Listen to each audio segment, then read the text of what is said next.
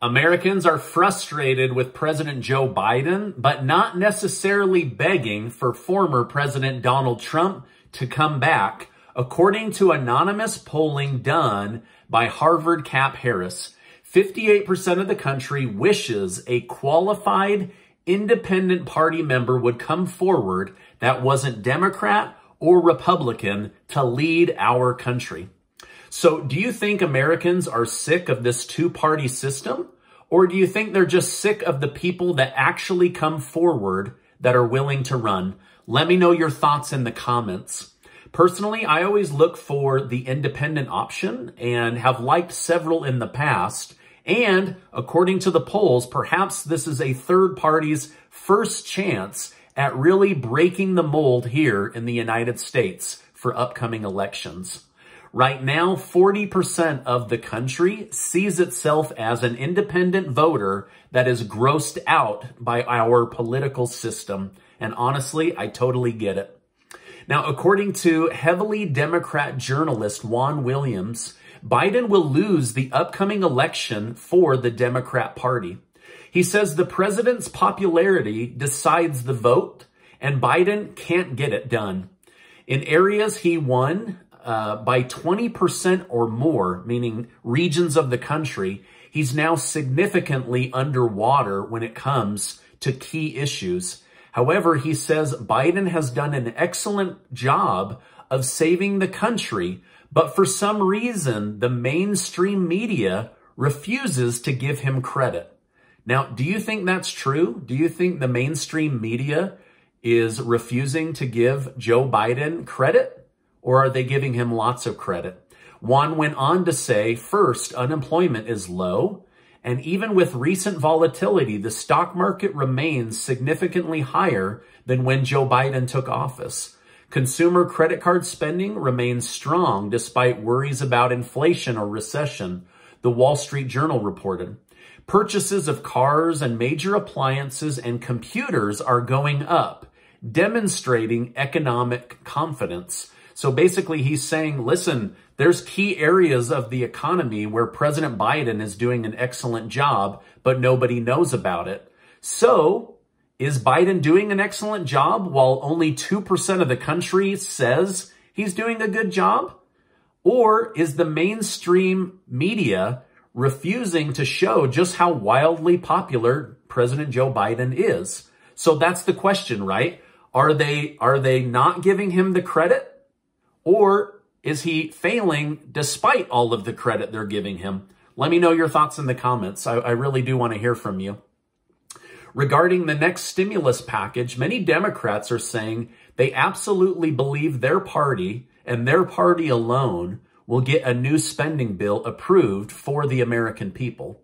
However, I'm reading today that in order to do so, Democrat lawmakers are saying they will have to cut $300 billion out of their plan, which they hope to spend on affordable housing in order to get something done for the American people and for young families. So basically they're saying, if we strip that out, there goes $300 billion we can use against Republicans and to get our own Democrats to vote for a stimulus bill. Senator Joe Manchin said he wants a bill that addresses inflation. He wants a committee of Democrats to make a list of what would help American families most, what would lower the national debt, and what would defeat this crazy inflation Americans are living with. Once they have this list together, he says we can make some game-changing moves. Sarah Saidian of the National Low Income Housing Coalition said she is very disappointed in Democrat lawmakers. They said they would help Americans with housing costs, and to date, they haven't. In fact, rent and housing have absolutely exploded by upwards of 25%, depending on where you live in the country. Now, I don't think Democrats are to blame for that, but that's what we're living through, right? She said that they would help the American people, and they have not. She said that this might be the last opportunity to get something like this passed, and she's worried that they're not going to do anything. It's now come out that President Biden's advisor told him last year that inflation and immigration were going to be his two biggest liabilities, and that he needed to work hard at both of them in order to do well his first year. However, this same advisor says that President Biden shrugged it off, said, no. Immigration will be fine. Inflation, transitory, not going to be a problem. However, now more than 2 million people have illegally crossed the border. Inflation is at 8.5%, and 75% of the nation believes we're heading in the wrong direction. 75% of the country in a new poll today said they believe America is about to get worse, not better. This is not good, right? But Biden laughed this off, just like he laughed off many jokes this weekend at the White House correspondent dinner. Trevor Noah joked, and I think everyone will agree, that it's actually nice to have a president who's not afraid to come to the White House correspondents' dinner and hear jokes about himself. I'll be honest, if you don't come, I totally understand, because these people have been so hard on you, which I don't get. I really don't get, he said. I think ever since you've come into office, things are really looking up. You know, gas is up, rent is up, food is up, everything is up. To which Biden laughed so hard, he nearly fell off his chair.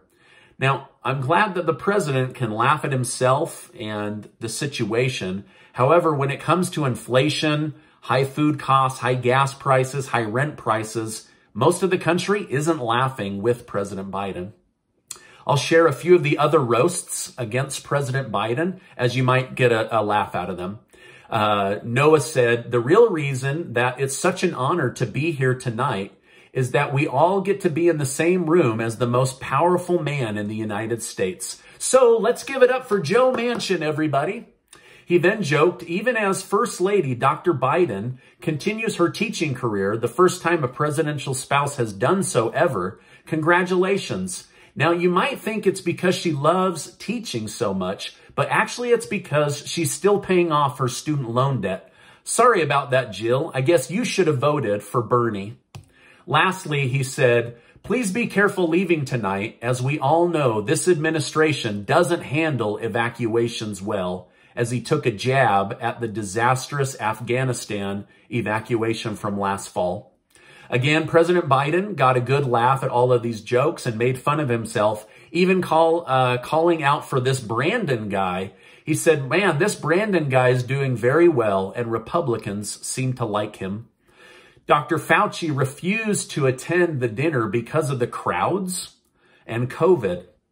But there are now dozens of pictures of him attending the after party without a mask in a room that held more people than the actual event itself. So he was completely maskless after saying this was going to be a super spreader event, that he wouldn't go, and then he showed up with no mask on. The only people wearing masks were the ones that were serving dinner in tuxedos.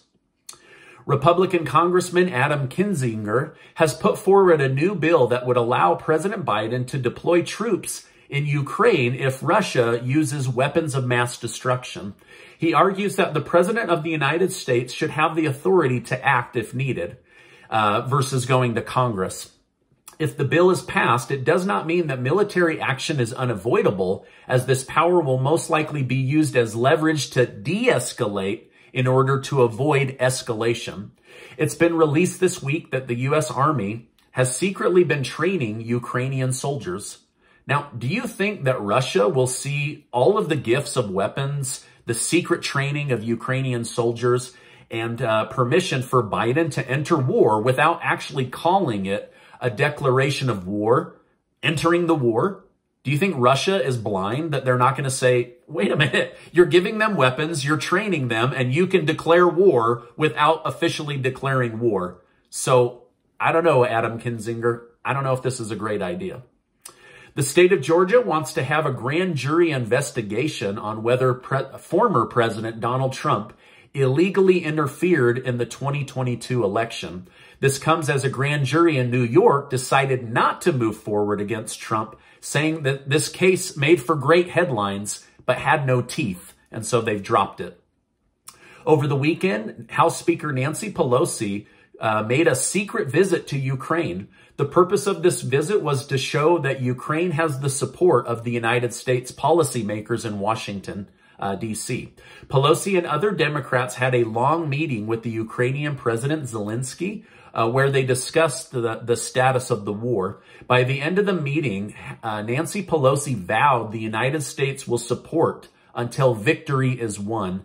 Pelosi stated that if threats are made, we cannot back down. Since the invasion, the United States has provided over $13 billion in taxpayer support to Ukraine. And currently, President Biden and Nancy Pelosi want an additional $33 billion of taxpayer money to help out in Ukraine. So far, no plan has been revealed on how that $33 billion will be spent. Now, this is my update for today. As I know more, I will definitely come on and share more with you. Before you go, I just want to remind you that you are amazing. I really, really believe that. Hey, I appreciate you being in my community, and I'll see you on the next video.